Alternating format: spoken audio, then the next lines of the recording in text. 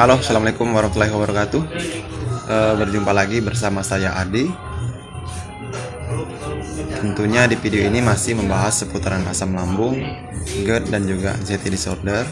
Nah, bagi kalian yang baru menemukan channel ini, silakan like dan subscribe video ini dan juga tonton video-video sebelumnya agar kalian tahu dan paham bagaimana cara penanganan dari penyakit asam lambung ini.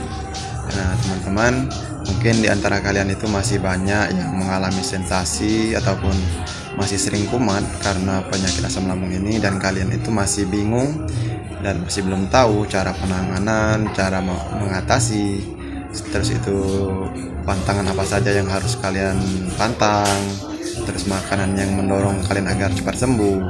Nah, kalian harus tonton video-video saya agar kalian itu paham betul, agar kalian itu mengerti, karena masih banyak yang bertanya, "Kak, kenapa saya itu masih sering keliengan padahal sudah saya bahas di video sebelumnya." Nah, terus juga kenapa saya itu masih mudah lapar, itu juga sudah saya bahas pada video sebelumnya, teman-teman. Semua sensasi yang kita rasakan ini, teman-teman, merupakan sensasi ataupun gejala dari penyakit asam lambung ini diakibatkan oleh asam lambung dan juga gas lambung kita yang terlalu berlebih. Nah, asam lambung ini, teman-teman, merupakan sebetulnya itu sebenarnya setiap orang memiliki yang namanya asam lambung. Fungsinya itu untuk membantu ataupun menghancurkan makanan yang ada lambung kita agar proses mencerna ataupun pencernaan kita itu lebih mudah dan juga lebih cepat. Nah, asam lambung ini sangat kuat, teman-teman. Bayangkan saja, tulang, daging, sayur, apa saja yang ada di dalamnya ataupun masuk ke dalam asam lambung ini itu akan hancur. Nah, terus juga asam lambung ini pada kadar normal itu memang dibutuhkan oleh tubuh manusia, tetapi kalau kadarnya itu berlebihan, maka itu akan menyebabkan kita itu merasakan tidak nyaman ataupun sering panas di dada ataupun sering sendawa, sering nggak nyaman di ulu hati, dan juga sering mengganjal di tenggorokan, dan seterusnya. Ketika rasa tidak nyaman ini terus berkelanjutan, maka kita itu timbul yang namanya sensasi yang namanya kecemasan. Nah, sensasi kecemasan ini diakibatkan oleh yang namanya asam lambung, karena sensasinya itu ataupun kita itu sering kumat ataupun sering dilanda yang namanya sensasi, maka terus menerus akhirnya timbul yang namanya kecemasan. Nah, ketika kita cemas, teman-teman, maka asam lambung kita itu akan kembali nyemprot ataupun kembali lebih banyak lagi. Jadi ketika kita cemas, sensasi asam lambung itu akan menyemprot, dan ketika semprotan asam lambung itu bertambah, maka kita itu akan timbul yang namanya sensasi lagi, dan akhirnya kita itu cemas lagi. Nah, akhirnya terus menerus mutar-mutar seperti itu, teman-teman. Ini yang sering disebut namanya lingkaran setan. Ketika lambung kumat, maka kecemasan kita, otak kita akan kumat. Ketika otak kita kumat, maka lambung kita akan kumat juga. Jadi tugas kita itu sekarang itu harus memutus mata rantai ataupun memutus siklus ini agar kita itu bisa cepat sembuh ataupun bisa cepat pulih. Nah, bagaimana cara memutusnya? Cara memutusnya ialah dengan cara, apakah teman-teman ingin memutusnya lewat pikiran ataupun kecemasannya terlebih dahulu, atau memutusnya lewat asam lambung ataupun gejala lambung terlebih dahulu.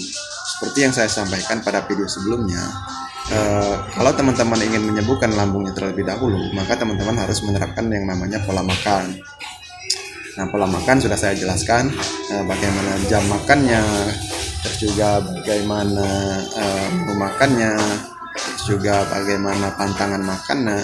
Nah, jadi kalian itu harus tahu, harus mengerti, harus harus meriset sendiri menu makan yang cocok buat kalian apa, terus makanan yang pantang buat kalian itu apa. Nah, ketika kalian meriset sendiri, kalian tidak berdasarkan dari orang lain, maka kalian itu akan lebih bisa memahami.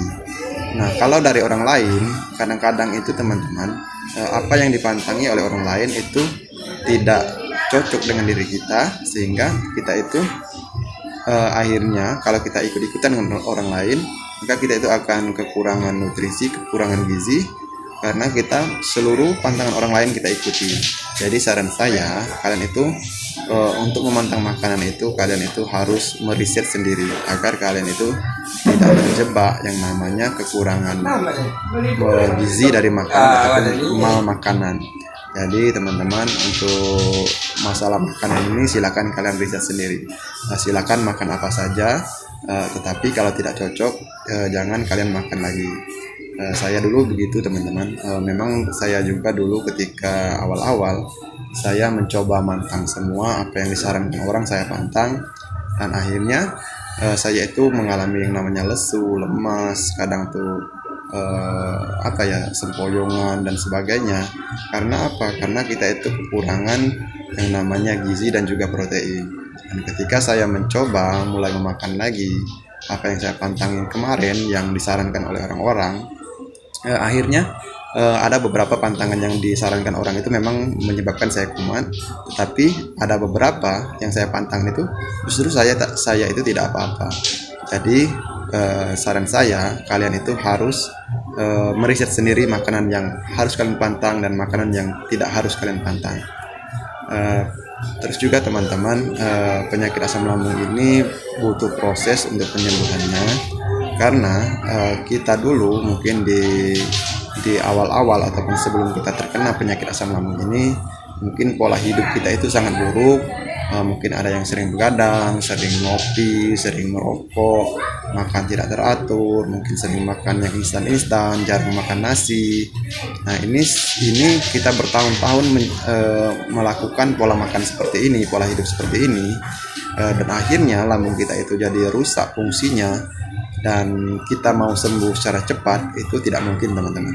Jadi butuh proses, makanya kalian itu harus bersabar, harus pelajari tahap demi tahap, harus pelajari gejala-gejala yang timbul dari kalian itu. Maka ketika kalian memahami, mempelajari apa yang ada di diri kalian, maka kalian itu akan cepat untuk mengerti, dan ketika kalian mengerti, kalian akan cepat untuk sembuh. Terus juga teman-teman, apakah saya dulu minum herbal atau minum ramu-ramuan?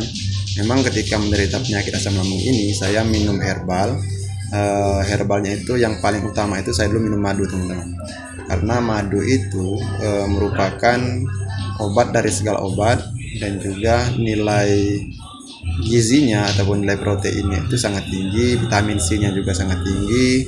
Terus juga Nabi juga menyarankan kita kalau sakit ataupun kalau mengalami gejala yang namanya di perut, maka minum madu.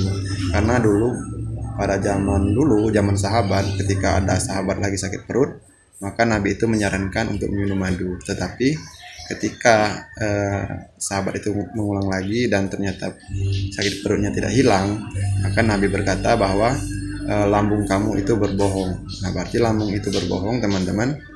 Makanya kita itu sering terjebak ketika kita sedang lapar tetapi kita itu enek untuk makan, berarti lambung kita itu lagi berbohong. Makanya jangan sampai kalian itu lapar walaupun merasa enek, kalian harus makan.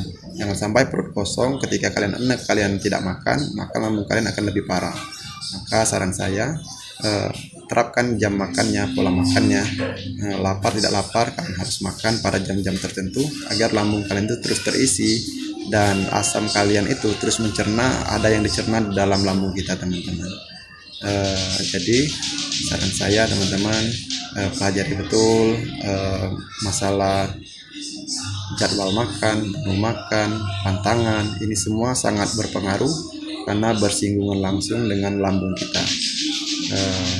Mungkin teman-teman dari teman-teman itu masih belum mengerti, belum begitu jelas sensasi yang diakibatkan lambung, masih bingung, sensasi yang diakibatkan kecemasan masih bingung, sehingga kalian itu mengatasinya dengan satu jawaban. Ketika kalian kumat maka kalian itu mengabaikan. Ini tidak betul teman-teman. Ketika kalian kumat karena yang betul itu teman-teman, ketika kalian kumat karena lambung, kalian harus atasi ataupun kalian harus makan, minum obat dan sebagainya. Tetapi ketika kalian kumat karena sensasi kecemasan, maka kalian boleh mengabaikannya. Itu tips dari saya teman-teman. Semoga ini bisa membantu, semoga ini bisa membuat kalian termotivasi untuk sembuh, dan juga semoga kalian itu lebih mudah dalam proses menyembuhkan asam lambung ini. Terapkan jam makan, atur pola makan, dan juga hindari pantangan yang kalian tidak bisa, dan barengi dengan vitamin. Itu kuncinya teman-teman. Mungkin sekian dari saya. Wassalamualaikum warahmatullahi wabarakatuh.